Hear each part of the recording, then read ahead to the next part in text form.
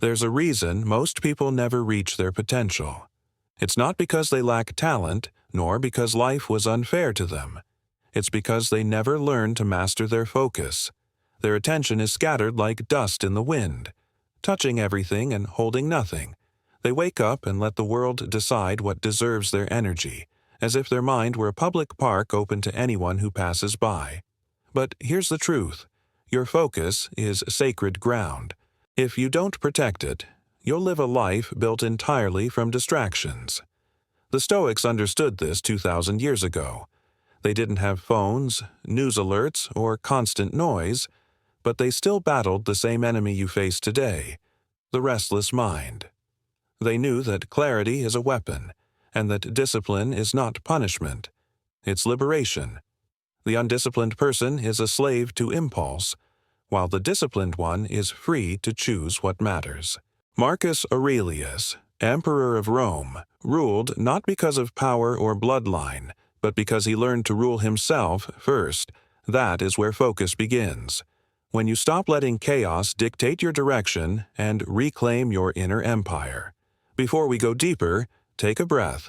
Right now, as you listen to this, remember that your ability to focus is a divine gift. It's your connection to the present moment, to yourself, to God. If you want to strengthen that connection, to wake up each day with clarity and faith, subscribe to this channel. This is where you'll receive daily wisdom, lessons that will guide your spirit, and reminders that your mind is the temple of your peace. Write something in the comments today, a word that reflects your intention. Maybe peace, strength, gratitude, or faith. These are not just words, they're seeds. And what you plant in your heart today will grow in your actions tomorrow. Now, let's begin the rebuilding. There are 10 Stoic truths that will increase your focus by 200%. Not by magic, but by mastery. They don't promise comfort, they promise clarity. They don't eliminate struggle, they teach you how to rise above it.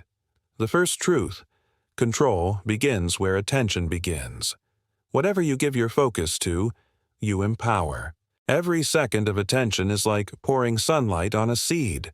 Focus on problems, and you feed your fears. Focus on purpose, and you feed your potential. Seneca wrote that a person who is everywhere is nowhere. That's not philosophy, that's neuroscience. A distracted brain loses energy with every shift, bleeding power through 1,000 small leaks. The Stoic mind, on the other hand, is like still water, reflective, deep, unmoved by ripples on the surface. When you command your focus, you command your life. The second truth: you don't need motivation, you need discipline. Motivation is the fire that burns fast and dies quickly. Discipline is the quiet flame that never goes out. Most people wait to feel ready. But Stoicism teaches that action itself creates readiness. Epictetus said that no man becomes free until he learns to act, not react. So stop waiting for the perfect moment. It's a myth. Act now, and the moment becomes perfect. Every time you move forward, despite the noise in your mind, you train your soul to lead. The third truth: ignore what doesn't strengthen you. The Stoics called it apatheia, not apathy, but freedom from unnecessary emotions. It's the ability to choose peace over drama, silence over noise. The modern world rewards outrage and chaos. It feeds on your reaction. But your peace is your rebellion. When someone provokes you, or life disappoints you, remember this: not every battle deserves your sword. When you preserve your energy, you preserve your focus. The fourth truth: you cannot focus outward until you are calm inward. A stormy sea cannot reflect the stars. The same is true for the mind. If you start your day with anxiety, your focus will scatter like birds fleeing a loud sound. That's why the Stoics practiced morning meditation, not for relaxation, but for strength. They reviewed what could go wrong, accepted it, and then released it. They understood that peace is not found by escaping difficulty but by preparing for it. Calm is a choice, not a condition. The fifth truth. Discipline is divine order in human form. When you follow a routine that aligns with your purpose, you mirror the order of the universe. The planets follow orbits. The sun rises without fail. The disciplined person does the same, not because it's easy, but because it's right. A Stoic life is structured like a temple, stable, sacred, simple. Your morning habits are your rituals. Your focus is your prayer. The sixth truth. Every distraction has a price. Ask yourself, how much of your life has been spent on what doesn't matter? How many hours have you given away to arguments, scrolling, worry? You pay for distraction with the only currency that matters: time. Marcus Aurelius said, "You could leave life right now. Let that determine what you do and say and think." Every moment wasted is a piece of eternity thrown away. The Stoic warrior treats time like gold and spends it only where it multiplies his purpose. The seventh truth. You can't control the world, but you can control your focus. When something frustrates you, traffic, betrayal, delay, ask yourself, is this under my control? If not, let it go. Epictetus taught that serenity begins the moment you separate what depends on you from what does not. The more you focus on what you can control, the less the uncontrollable can shake you. The discipline of focus is the art of surrender. The eighth truth. Silence is not emptiness, it is power. In silence, the mind breathes. Words often cloud thought. The Stoics practiced reflection, not chatter. They would walk in gardens or sit in stillness to hear their inner reasoning. Today, silence is feared because it reveals what we've buried: our truth, our weakness, our longing. But those who face silence discover strength. In silence, you reconnect with your purpose. The ninth truth. Purpose is stronger than pleasure. Pleasure fades quickly, but purpose builds permanence. A life chasing comfort will collapse under pressure. A life built on purpose withstands storms. Marcus Aurelius endured loss, betrayal, and war. Yet his journals speak of peace because he lived for duty, not desire. Every time you choose long-term meaning over short-term comfort, you forge focus into your soul. The 10th truth. Your mind becomes what you repeat. Repetition is the architect of destiny. Every thought you entertain carves a path in your brain. That's why the Stoics rehearsed virtue daily. They didn't just talk about wisdom, they practiced it. Every morning, you can decide, will you repeat anxiety, or will you repeat strength? Will you repeat excuses or action? Your habits are your prayers in motion. Now, reflect for a moment. These truths are not ancient relics, they're living tools. You are meant to build a fortress of focus around your spirit, not to escape the world, but to lead it. The Stoics weren't monks hiding in caves. They were emperors, generals, fathers, and slaves, people like you, learning how to stay still inside while life raged outside. That's the essence of discipline. That's how you multiply your focus, not by forcing attention, but by aligning your soul with what matters most. And maybe today, that begins with one decision: to stop scattering your light, focus it, aim it, let it burn through the fog of distraction until you see yourself clearly again. You've learned the truths. You've seen how the Stoics built fortresses inside their minds, not to hide from the world, but to master it. But understanding the truths is not enough. Knowledge without practice is like a sword left in its sheath, sharp but useless. This is where most people stop. They hear wisdom, they nod, they agree, but then they go back to distraction, and that's why nothing changes. Transformation only begins when you start to live as if your focus were your most sacred possession, because it is. The Stoics didn't teach self-help. They taught self-command. They didn't write to comfort you. They wrote to challenge you, to test your strength, to remind you that inside every person there's a ruler waiting to rise, But only those who master themselves ever find their throne, and the throne isn't made of gold. It's made of silence, effort, and discipline. Think about this.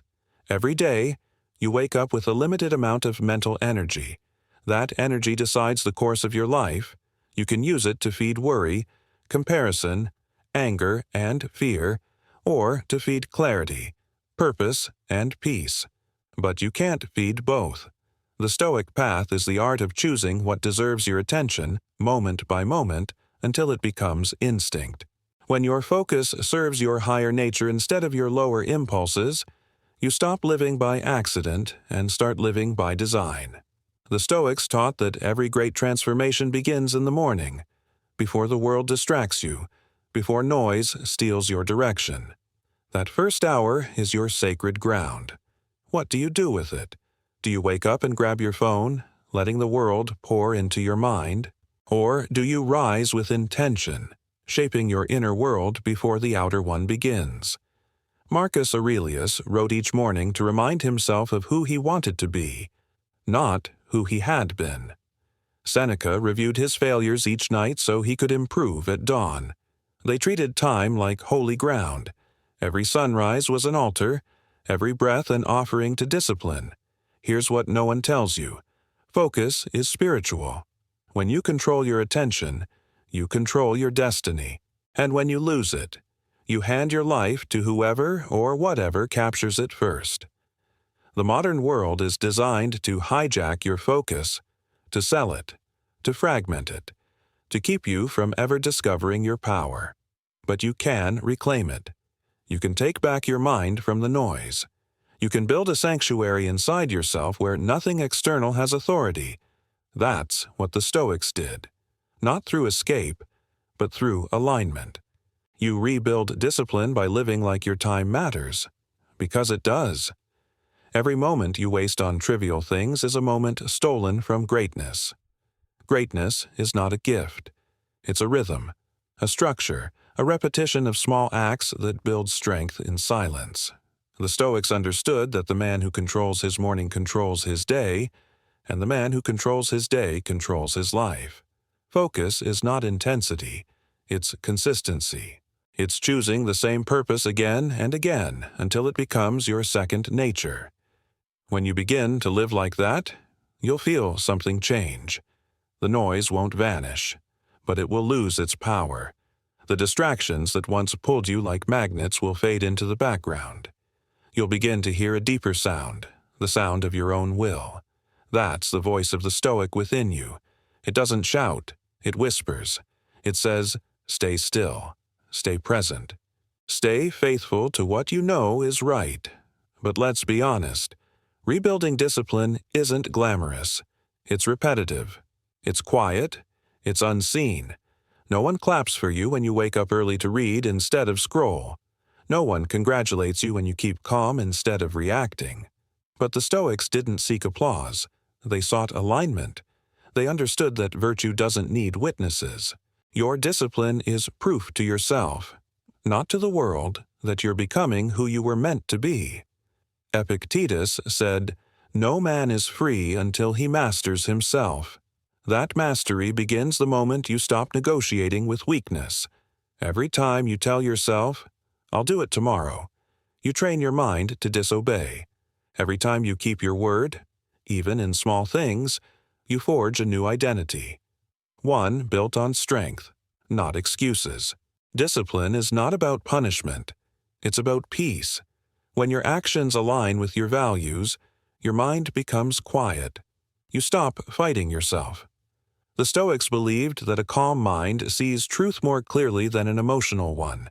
That's why they practiced detachment, not indifference. They still cared deeply, but they didn't let emotions drive the wheel. They knew that feelings are like weather. They come and go. Principles, on the other hand, are mountains. You can build your life on them.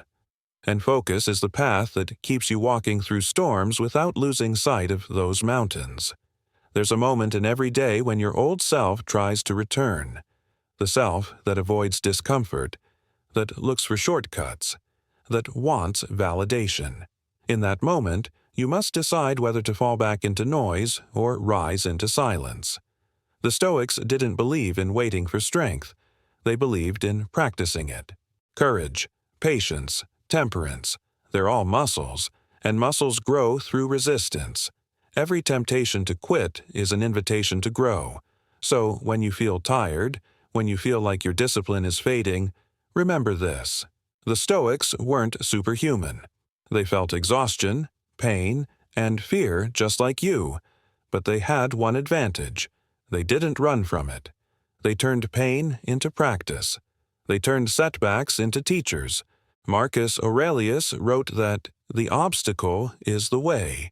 He didn't mean that suffering is good. He meant that strength is born through confrontation with reality. Every challenge you face today is shaping your soul for something greater. And here's the truth you understand. Focus is love in action. It's the devotion of your energy to what truly matters. When you focus on your growth, your purpose, your family, your faith, you're expressing love for the gift of life itself. You're saying, "This moment matters. I will not waste it." The Stoic life is not cold. It's full of fire, but it's the kind of fire that warms, not burns. It transforms chaos into clarity. Look at your days. Are they reflections of your priorities or of your distractions? If someone followed you for a week, would they see a person led by purpose or pulled by impulse? Every small act of focus is a vote for your higher self. Every small surrender to distraction is a vote for your lower self. The difference between the two determines your destiny. The truth is, discipline isn't about controlling everything. It's about aligning with what's eternal. You'll lose focus sometimes. You'll fall, you'll drift, you'll forget. But the Stoics didn't seek perfection. They sought presence. The key is to return, again and again, to what matters most. That's how you build a fortress of peace inside yourself. That's how you become unshakable. When you begin to live with this awareness, your life starts to transform quietly. You'll notice that what once angered you now barely touches you. What once distracted you now seems unimportant. Your patience expands. Your clarity deepens. You begin to see life as the Stoics saw it, not as something to control, but something to flow with gracefully. You stop asking, "Why is this happening to me?" and start asking, "How can I use this to grow?" That's focus at its highest level, not on things, but on truth. Soon, you'll realize that your greatest power isn't to control others or circumstances, but to control your own response. That's freedom. That's focus. And that's the discipline that turns ordinary days into sacred ground. The Stoics lived by one central truth. Life is short, but purpose makes it infinite. If you live distracted, your days will vanish without meaning. But if you live focused, one moment can hold eternity. This is the paradox of Stoic discipline. By mastering your attention, you multiply your time. You make every second sacred. Now, as this lesson ends, take a deep breath. Remember that you were not created to be scattered, weak, or lost. You were created to reflect order, peace, and power. You are part of something divine, and the discipline you build is your way of honoring that divine spark within you. If these words have spoken to your spirit, take a moment now. Subscribe to this channel, not as a routine, but as a declaration that you want to walk in wisdom every day, to get closer to God, to build peace in your heart, and to live with strength. Write something in the comments that represents what you're reclaiming today. Maybe clarity, discipline, faith, or focus. Every word you write is a step toward your new self, and remember, the next lesson may surprise you even more, because once you master focus, the next step isn't control, it's freedom.